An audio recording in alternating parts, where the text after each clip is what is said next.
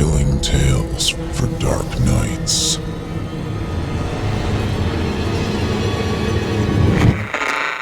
Want to make sure you never miss a Chilling Tales for Dark Nights video again? Be sure to subscribe and hit that bell to turn on notifications. The following interactive performance is a first-round entry in Chilling Tales for Dark Nights' 5th annual Evil Idol voice acting competition. And you, listener, get to help decide who advances to round 2. Voting is simple. Following the performance, simply click the thumbs up icon on this video if you'd like this contestant to move forward, or the thumbs down if you'd like to see them be eliminated. Voting on this entry will conclude 1 week after the date of its posting. Thank you, and good luck to all of our contestants.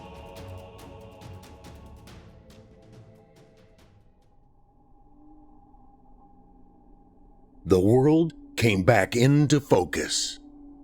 She stood motionless at the edge of the bed, watching me from beneath the decaying black shroud that covered her head. 2 white reflective orbs passed over me. I could feel the pressure of her dread gaze as it seemed to push me into the mattress. For all that it made a difference, she might have been sitting on my chest. I struggled to move, but my arms refused my commands. I fought to call out, but my voice was stifled by the pressure holding me to what should have been my place of respite. The horror of her presence was consuming. I called her the witch. I had met her enough times now that I was familiar with how this would play out. She would watch me, standing quietly between the door of my bedroom and the foot of my bed, and nothing I tried to do would make her go away. The witch would not leave until she was ready to go, and then she would flow out the door as though she were smoke on a strong breeze, distorting and peeling away from reality in an instant. The pressure would leave my chest, and then I would break free of my sleep paralysis and try to put away the horror of what had just happened. That was how this worked. Knowing what was happening, understanding what I was feeling, that should have made it easier to cope with this terrible fabrication of my mind. But it never did. Being told by professionals that this wasn't real and it was nothing to fear did nothing to alleviate the sensation of being in that moment. Logically, some part of my mind knew that I was safe. The witch wasn't real. She couldn't hurt me. Logic, however, had no place in this hell between dreams and waking. My heart was racing beneath my ribs. Wake up, please, just wake up. I could hear the words as though I was speaking them aloud, but I could tell my mouth wasn't moving. No part of me could move. Then when my horror felt that it could grow no further, the witch moved towards the bed. This had never happened before. I had seen her hundreds of times, and hundreds of times she had entered through the door, stopped, and stood in place until she vanished in a streak. Never, not even once, had she taken another step forward after stopping. I felt my breath catch in my lungs, and then she took another step forward. A hand rose at her side, arm draped in the same decrepit dark fabric that covered the rest of her, but this was the first time I'd ever seen a piece of this entity's body. The skin was gray-green and brittle-looking, as though it might crumble away if touched. Her fingers were long and gnarled, a claw more than a human hand, and as I watched the digits bent in unsettling ways, the main knuckles of the fingers flexing backwards, as though they hinged in either direction. It stepped forward again, and for a brief moment I managed a clear view of those 2 glowing orbs hidden beneath the draped hood. They were perfectly round, bulging forward, but set too far apart for a human face. The part of my brain that knew what a human should look like immediately rejected even the vague positioning of the eyes that I was seeing, recoiling at the inhumanity of the hidden visage. I suddenly had a disturbing feeling that this thing, this horrible nightmare, was about to speak. I wasn't sure why I thought this to be the case, what intuition might have brought my frantically scrambling mind to that conclusion, but I knew that it was about to utter some string of words, and I knew equally well that hearing them would work to unravel my mind. The last hold I had on reality would fray, and parts of my reason would scatter into the abyss. Bring it to us. It spoke a single, short sentence in a voice that hissed and churned like bone dragged across brick until it splintered. The words cut into my mind, and for a moment I had an image of some gargantuan nightmare floating in a sea of darkness, a tall man standing before it with bottomless eyes peering at me through the void. I found my scream. The bed rushed up to hit me in the back, and I let out a roar of terror that filled the space around me before I sat up straight in bed, one hand knotted in the sheets at my side and the other grasping something heavy and solid. My eyes devoured the area at the foot of the bed, reaching across the space before me and demanding reason to be restored. It was. The room was empty. The place before me was empty, and the doorway to the hall was open, a faint glow of daylight tracing in from the window at its end. I looked down at my hands and discovered that I was clutching the revolver I kept locked in the gun safe next to the bed. In shock, I reached down next to the bed and pulled the safe up onto the mattress. I put the gun away quickly and locked the box. I didn't remember having taken it. I'd never done anything like that before. "Nate, are you all right?" The concerned voice coming down the hall was followed a moment later by my wife rushing her way into the room. I could see the worry evident on her face, but as she took in my current state, her features softened some. "Sleep paralysis?" she asked, making her way to the bed before sitting on its edge and reaching out to rub my shoulder. Her eyes caught the lockbox sitting on the bed next to me. Of all the pieces of my life, Kayla was the best by far. She was solid when everything else was chaos, and she put up with all my many faults. Just seeing her normally helped chase away the nightmare, but today it didn't want to let go. I forced a smile and nodded. The witch was around for a visit again. I woke up startled and grabbed the box. Luckily, I didn't get it open. I tried to make things seem less dire than it had felt, and I didn't want her to know how close I had come to disaster. The truth was that I was tired and afraid. For some reason, that morning, I felt worse than I could remember feeling in a long time. Desperation and fatigue clung to me. Perhaps we should change the code to something I don't know. Kayla stroked my back and nodded. "We don't want you hurting yourself." She looked sadly at the pills piled up on my nightstand. "The new medication isn't working then?" I shrugged. "The nightmares are less intense, but the sleep paralysis hasn't changed. The doctor did say we might need to increase the dosage," I pointed out, not wanting for Kayla to give up hope on this route just yet. I held little real hope for myself, but I didn't want to see Kayla sad. I'd pretend if it made her feel better. I've been on the new pills for a few weeks now, and they were supposed to be helping me. Maybe that morning's sleep paralysis attack had just been a side effect of the new medication kicking in. "We'll give this some more time. I'm sure it'll help," I told her, swinging my legs to the edge of the bed so I could get up. I slid the lockbox back into the nightstand. Kayla sighed and gave my back one more rub before she stood up again. She was already dressed for work. She even had her mug in one hand. She must have heard me just before heading out to the garage. "I gotta get going." The apology in her tone made me feel guilty for worrying her right before she had to go. I smiled harder, if such is a thing you can do, and nodded. "Yeah, go ahead. I'll be fine.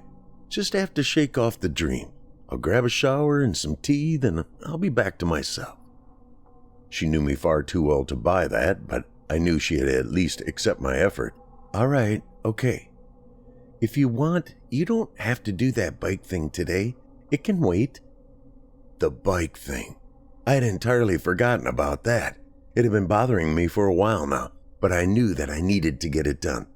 Kayla's lab was running a charity event, and I was supposed to go pick up a bike that was being offered as one of the prizes.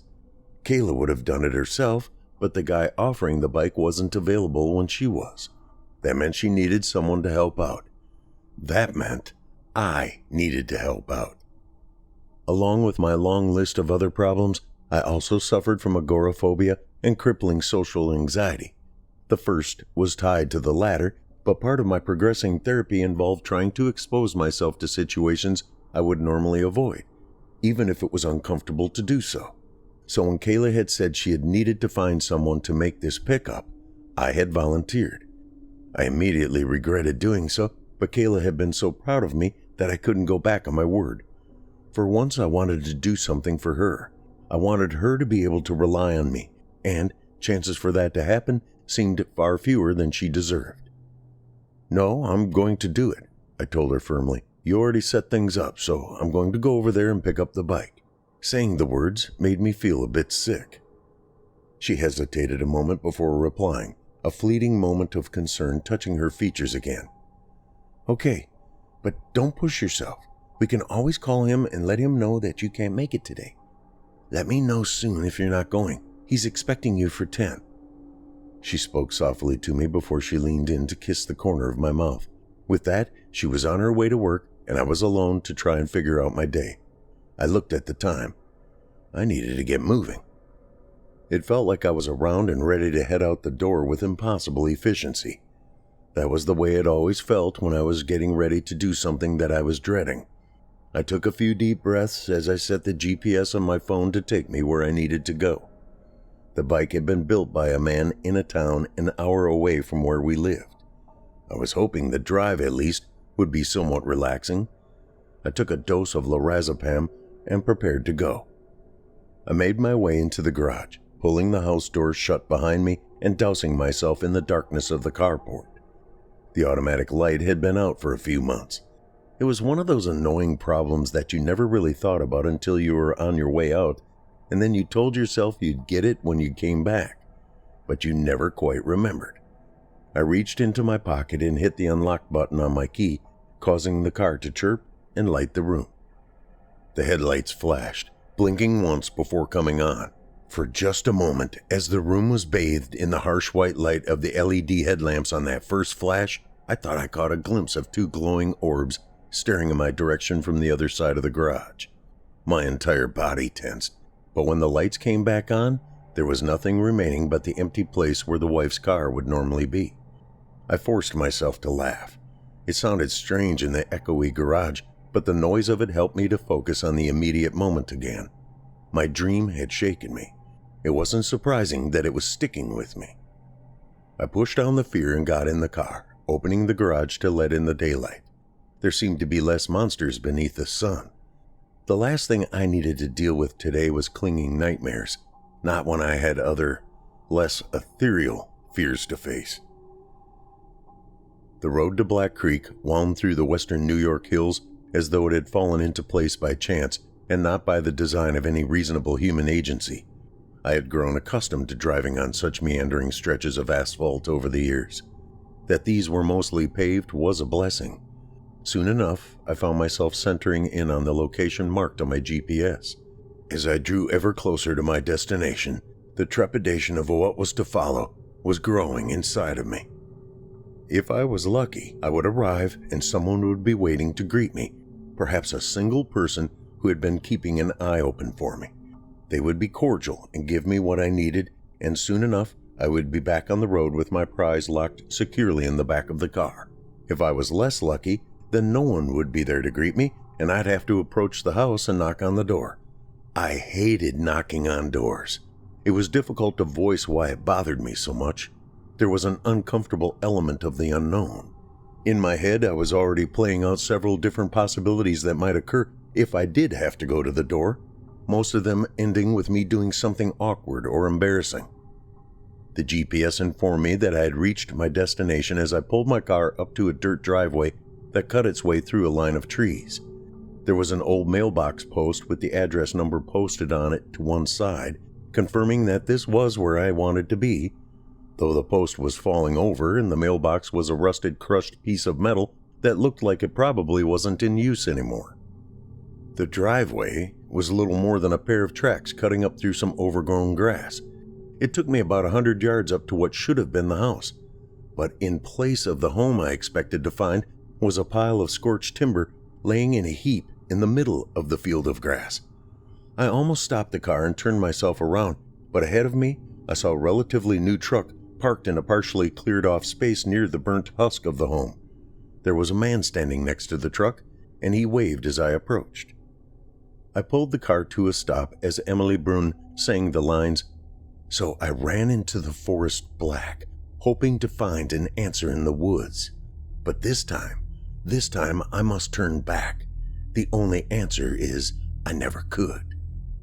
I switched off the car, took a deep breath, and got out. The man, Mark Felker, made his way over to me as I put my keys in my pocket. My eyes passed between him and the burnt-out home in front of us. He was a short man, at least a foot shorter than I was. He had wide, dark eyes and a smile that looked as nervous as I felt inside. He was dressed in jeans and a flannel shirt that looked as though it had seen some better days. "Nathan?" He held out his hand to me. I put on my best imitation of a confident smile and forced myself forward. I hated touching people, especially those I didn't know. It wasn't a matter of fearing they were dirty or anything so easy to explain. I simply didn't like getting physically close to those I didn't know very well. Even close friends I rarely ever came into contact with. Still, I took his hand and shook it firmly as I nodded. "Mark?" Though at this point it was merely a formality, he nodded. I found my eyes slipping back over to the house. The skeletal remains of the tragedy kept drawing my attention. "Is this recent?" I asked him, confused about why we were meeting here. Mark shook his head. "No, not recent. This happened several years ago now," he said, waving a hand at it as though to dismiss the wreckage. "Oh," I wasn't sure what to say. "The bike is over here." Mark pulled my attention from where it lingered with a gesture in the opposite direction. I glanced where he was pointing and then jumped sharply. There was a barn there. It might seem strange to jump at the presence of a building, but there was more to it than that it was there, and I hadn't noticed it until that moment. I had driven all the way up the driveway without seeing it, and I had even gotten out of the car while looking in that direction. I could have sworn the barn wasn't there before. "Up here to work on things in peace and quiet. I don't have the money to rebuild, so there is only the barn now." Mark's voice drew me back into the moment. I nodded, not having really heard what he was talking about, and still unsettled by the barn. It was old. I had seen these kinds of barns before, the old-fashioned style. If you pictured it painted red and white, you'd known exactly what it looked like. But this one was the color of heavily weathered wood at the very end of its functional age. I wouldn't have dared go up into the loft in this thing. It looked as though it was ready to quit existing at any moment. I found a growing sense of unease taking hold. Today had been a strange day so far, and I was increasingly uncertain if I was ready to go any further. I was half tempted to get back in my car and leave at that moment, but that would just mean that Kayla would have to come here on her own to finish this. I was already here. "The bike is inside the barn," Mark explained, starting off in that direction. "Oh, do you mind if I stay here while you get it?" I felt an intense desire to avoid the barn, to avoid going any further onto this property at all. Mark hesitated before turning back to me. "Oh, well, there are actually a few different bikes. Thought you might like to have a look at them and see which you'd prefer." He laughed a bit. "Maybe even take a couple off my hands." I chewed on my lower lip nervously. I wanted to tell him just to bring the one in the picture, but I also didn't want to start a confrontation here with him. I didn't do well with confrontation. I did my best to hide my discomfort before nodding. "All right, let's see what you have." Having an extra bike could only help Kayla, right? This would be for the better. "Good." He barked a short laugh and started leading us up a rough and overgrown path towards the barn. There were a few uneven flagstones marking the path on the way, but it was clear no one had bothered to keep them up in a few years.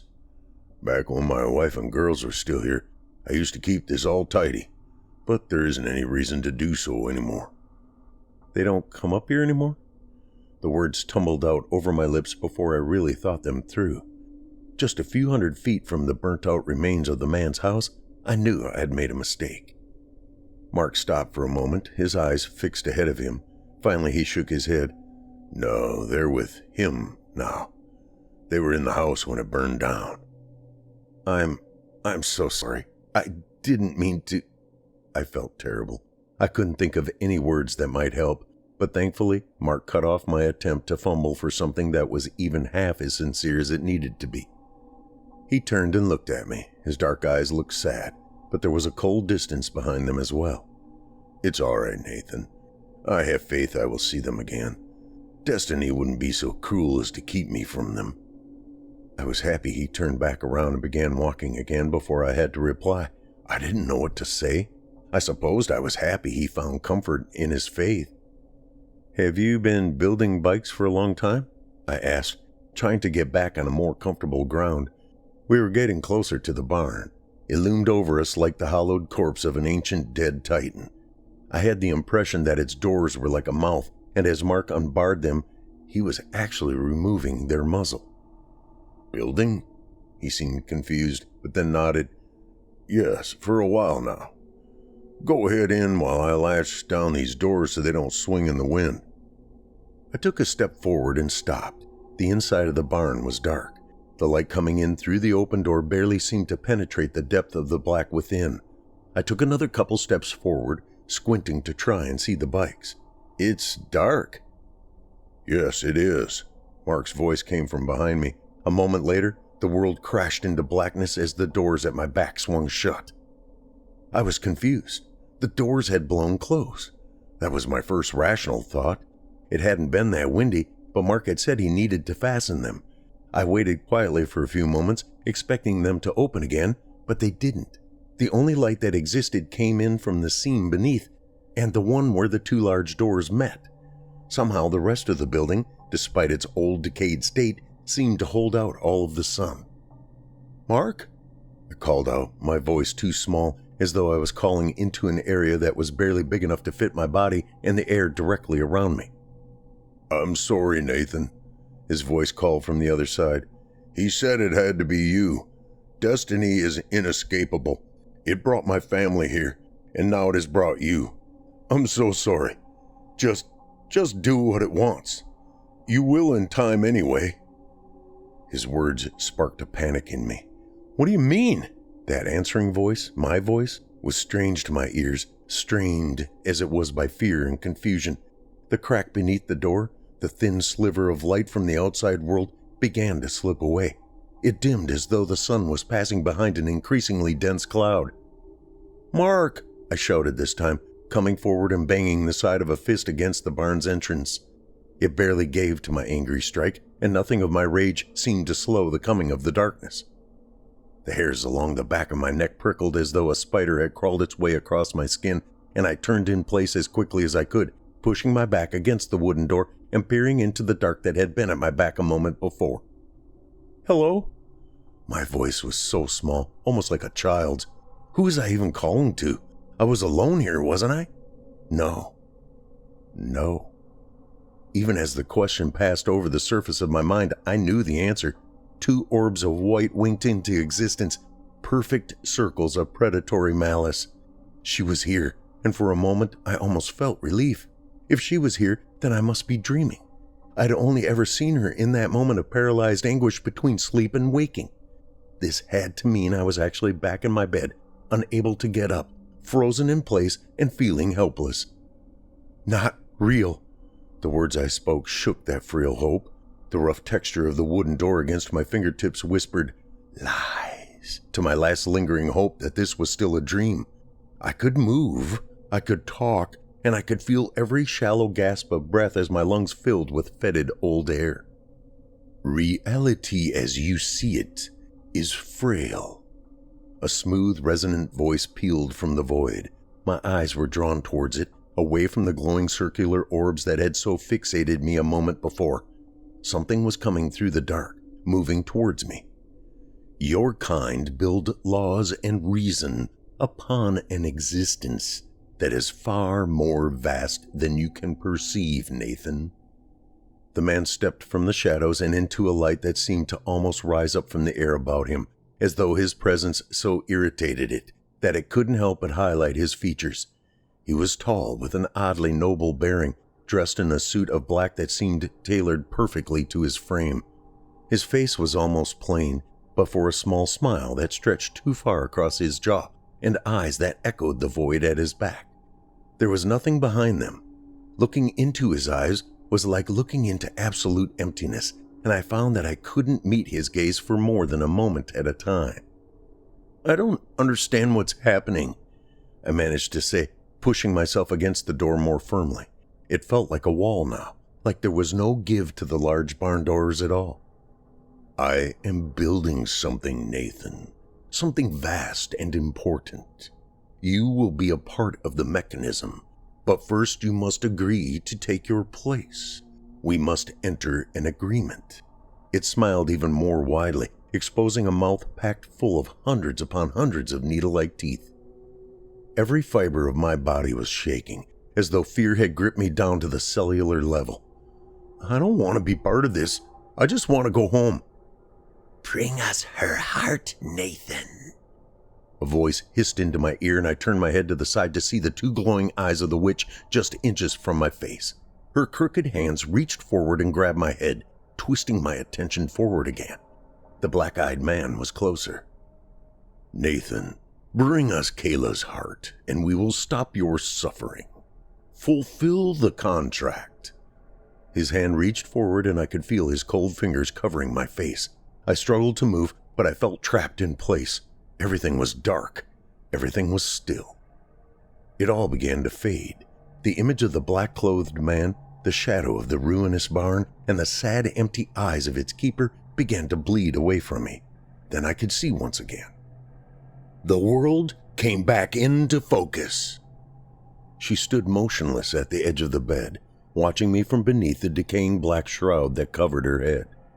Two white reflective orbs passed over me. I could feel the pressure of her dread gaze as it seemed to push me into the mattress.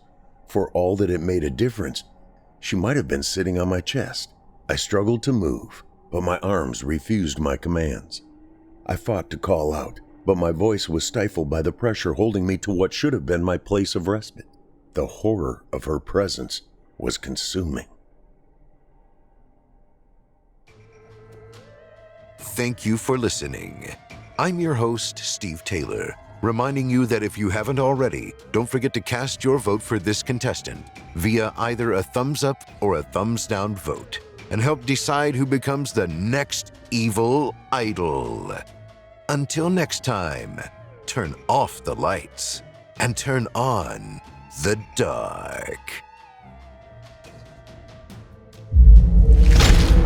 Chilling tales for dark nights.